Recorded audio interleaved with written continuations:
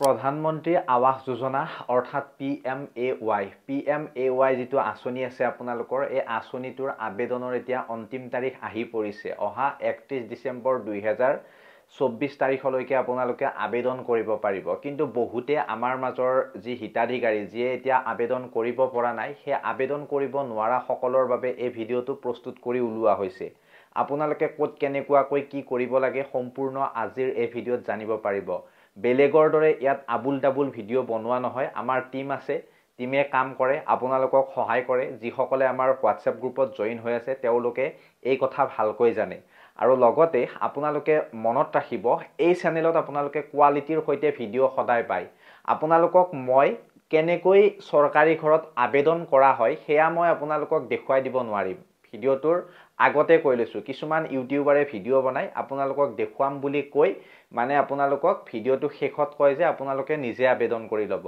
আজি মই জাস্ট আপোনালোকক কম কি ধৰণে আপোনালোকে আবেদন কৰিব পাৰিব ক'ত যাব লাগিব ক'ত আপোনালোকে আবেদনৰ ফৰ্ম পাব বা অনলাইনত কেনেকৈ কৰিব লাগিব এই সকলোখিনি তথ্য আজিৰ এই ভিডিঅত দাঙি ধৰিবলৈ চেষ্টা কৰিম বা আপোনালোকৰ PMAY অৰ্থাৎ প্ৰধানমন্ত্ৰী আৱাস যোজনা 2.0 কি হয় এই সম্পূৰ্ণ তথ্যখিনি আজিৰ এই ভিডিঅটোত আলোচনা কৰিম আপোনালোকে কিমান টকা লাভ কৰিব কেইটা কিস্তিত আপোনালোকে পইচাটো পাব কি ধৰণে আপোনালোকে আবেদন কৰিব লাগিব ক'ত যাব লাগিব গতিকে সকলোখিনিৰ তথ্য আজি মই আপোনালোকৰ আগত দাঙি ধৰিবলৈ চেষ্টা কৰিছো ভিডিঅটো যি সকলৰ লাগতিয়াল বা যি সকলে এতিয়ালৈকে চৰকাৰী ঘৰ পোৱা নাই সেই ব্যক্তিসকলেহে ভিডিঅটো শেষলৈকে চাব এতিয়া ভিডিঅটোত মই আপোনালোকক জনাই যাম যে ইয়াৰ উদ্দেশ্য কি কোনে লাভ কৰিব এই চৰকাৰী ঘৰ বহুতে খুধি থাকে মই লাভ কৰিম নে মোৰ অমুক আছে তমুক আছে হেবিলাক খুধিব নালাগে ভিডিঅটো চালে হল আবেদন কেনেকৈ কৰিব বা পদ্ধতিটো আপোনালোকক মই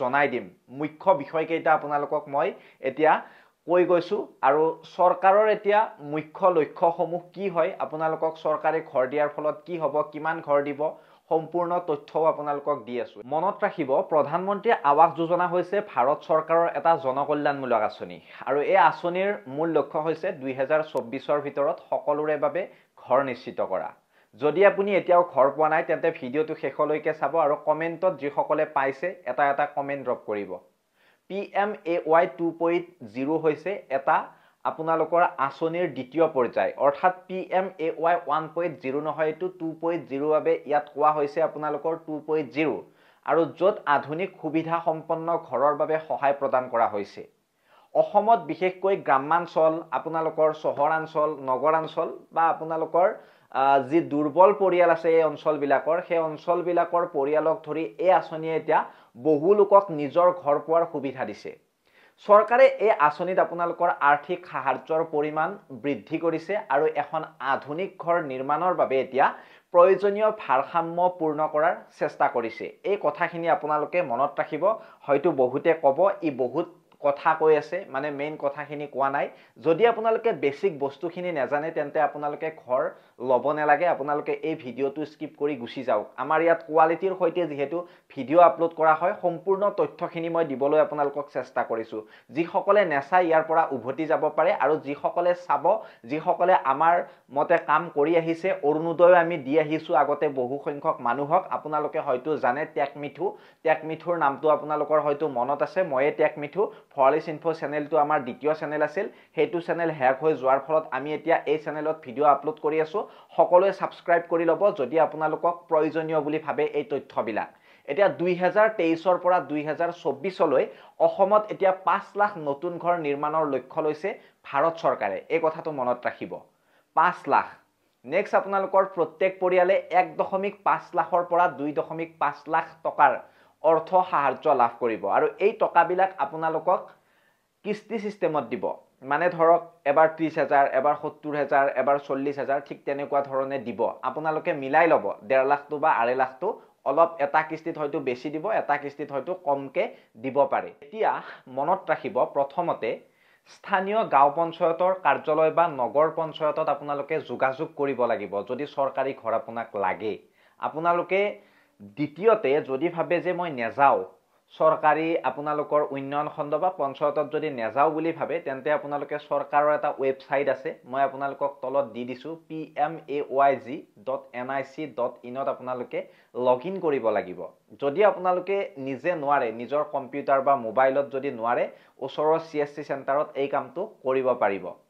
তাৰপিছত আপোনালোকৰ নামভৰ্তিৰ সময়ত প্ৰয়োজনীয় কাগজ পত্ৰ আপোনালোকে জমা দিব লাগিব। আবেদন কেনেকৈ কৰিব লাগে গম পালে। যদি আপুনি মোবাইলৰ জৰিয়তে কৰিব নিবিচাৰে বা কম্পিউটাৰৰ জৰিয়তে কৰিব নিবিচাৰে তেন্তে আপোনালোকে ওচৰৰ গাঁও পঞ্চায়ত বা ওচৰৰ CSC চেণ্টাৰত যাই আপুনি আবেদন কৰিব পাৰিব। নেক্সট আপোনালোকে ইয়াত কি নথি পত্ৰ লাগিব ঘৰৰ বাবে আবেদন কৰিলে সেইখিনি মই আপোনালোকক এতিয়া জনাই আছোঁ। এতিয়া আপোনালোকৰ প্ৰথমতে লাগিব আধাৰ কাৰ্ড, তাৰপিছত আপোনালোকৰ ভূমিৰ নথি বুলি কওঁতে আপোনালোকৰ খাজনা ৰচিদ পাতি আপোনালোকে লৈ যাব লাগিব। তাৰপিছত পৰিয়ালৰ আয়ৰ প্ৰমাণ পত্ৰ অৰ্থাৎ ইনকামৰ যিখন আপোনালোকৰ প্ৰমাণ পত্ৰ থাকিব, ইনকামৰ কিমান ইনকাম কৰে বছৰত সেইটো আপোনালোকৰ লাগিব, বা আপোনালোকৰ ৰেচন কাৰ্ড যদি আছে সেইটো থাকিলেও হৈ যাব। নেক্সট ব্যৱসায়ী বা নিবাসৰ প্ৰমাণ পত্ৰ লাগিব। আপুনি যদি ব্যৱসায় কৰে সেই ব্যৱসায়ীৰ প্ৰমাণ পত্ৰ বা আপুনি বাস কৰাৰ প্ৰমাণ পত্ৰটো গাঁওবুঢ়াৰ পৰা লৈ ল'ব পাৰিব। নেক্সট আপোনালোকে আপোনাৰ পৰিয়ালে যদি ঘৰ বনোৱা বা সংস্কাৰৰ প্ৰয়োজন হয় তেন্তে আপোনালোকে এতিয়াই আবেদন কৰিব বুলি মই আশা কৰিলোঁ। আৰু প্ৰধানমন্ত্ৰী আৱাস যোজনাৰ সুবিধা ঘৰত বহি আপোনালোকে ল'বলৈ অনলাইন মাধ্যমেৰে আবেদন কৰিব পাৰিব।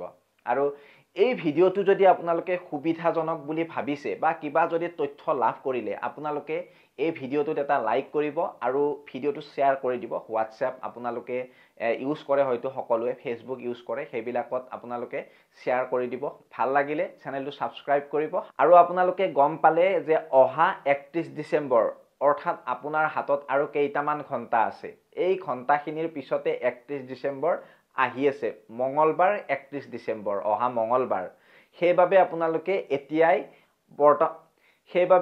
আপোনালোকে অহাকালিৰ পৰা যদি কোনোবাই কৰিব বাকী আছে আপোনালোকে আবেদন কৰি দিয়ক। পঞ্চায়তত যাই হওক বা আপোনালোকে অনলাইনতে হওক আবেদন কৰক। আৰু যিটো ৱেবছাইট হয় সেই ৱেবছাইটটো মই ডেছক্ৰিপশ্যনত দি থৈছোঁ, গতিকে তাত গৈও আপোনালোকে আবেদন কৰিব পাৰিব। আৰু যদি মই ভিডিঅ' বনাব লাগে চৰকাৰী ঘৰৰ আবেদন কৰাৰ তেন্তে আপোনালোকে এটা কাম কৰিব, আমাৰ যিটো হোৱাটছএপ গ্ৰুপ আছে গ্ৰুপত জইন হৈ ল'ব আৰু আপুনি মোক প্ৰাইভেটলি মেছেজ কৰিব। মেছেজ কৰিলে মই আমাৰ ৰাইজকো দেখুৱাই দিব পাৰিম। কোনোবা এজন যদি সদস্যই এই তথ্যখিনি দিয়ে, ভূমিৰ ৰচিদ, আধাৰ কাৰ্ড, ৰেচন কাৰ্ড বা ইনকাম টেক্সৰ যিখন আপোনালোকৰ ইয়াৰলি ইনকাম কৰা চাৰ্টিফিকেট সেইখন যদি দিয়ে মই আপোনালোকক কৰি দিব পাৰিম। কোনোবা এজনক, সকলোকে কৰি দিব নোৱাৰিম, কাৰণ আপোনালোকৰ এজনক কৰি দিয়াৰ পিছত সকলোৱে পাৰিব। মই ভিডিঅ' কালিয়ে বনাই দিম যদি আপোনালোকে দিয়ে। আমাৰ হোৱাটছএপ গ্ৰুপৰো লিংক আছে ডেছক্ৰিপশ্যনত।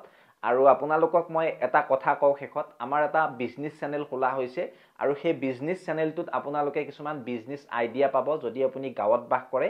গতিকে সেই চেনেলটোৰো লিংক দিয়া আছে, আপোনালোক সকলোৱে যাতে সেই চেনেলটো ছাবস্ক্ৰাইব কৰি থয়। যদি আপুনি ব্যৱসায়ত আগ্ৰহী ব্যক্তি হয় আপোনালোকে বিভিন্ন ধৰণৰ আইডিয়া পাব। আৰু যদি ভাল লাগে ছাবস্ক্ৰাইব কৰিব। ফেচবুক পেজতো আপোনালোকে পায়ে থাকে আমাৰ ব্যৱসায়ৰ ভিডিঅ', গতিকে পেজটো ফ'ল' কৰি থ'ব। সকলোবিলাক লিংক তলত দিয়া আছে। মই মিঠুৱে বিদায় মাগিছোঁ অন্য এটা ভিডিঅ'ত লগ পোৱাৰ প্ৰতিশ্ৰুতিৰে। ধন্যবাদ। জয় অসম।